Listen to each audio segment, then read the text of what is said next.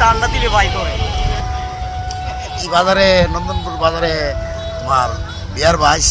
আসসালামু আলাইকুম, আমি বাউনবেড়ার জাকির ভাই। আর আজকে দেখামো আমরা বাউনবেড়া জেলার বিখ্যাত জালার হাট। আমি আগে কয়ে রাখি আমরা দানের চারারে জ্বালা কই। এটা হইতেছে নন্দনপুর বাজার। সুন্দর হয় না? হ্যাঁ সুন্দর হয়। আমি তো পুরাই টিভি ভাই করে বিষয় সবসময় হইতাছি টান্ডা দিলে ভাই করে আপনার খাই নেবেন আজকে জ্বালা সস্তা। আসলে এই বাজারে কি কি জ্বালা পাওয়া যায়?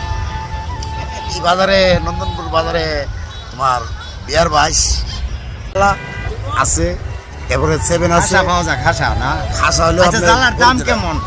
অল্প করে একদম সস্তা।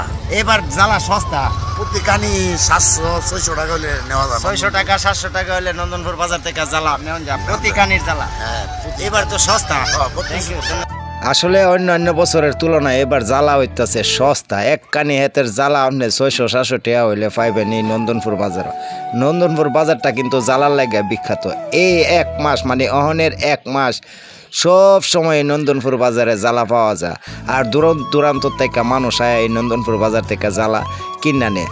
আমরা এলাকাতে অনেক উঁচু জমি আছে, উঁচু জমিতে কৃষকরা এই জ্বালার চাষ করে কইরা এই যে কষা বাইন্দা মানে মোটা বাইন্দা বাজার আইনা বিক্রি করে। দূর দূরান্ত থেকে ব্যাপারীরা আয় আনে, গৃহস্থরা আয় আনে।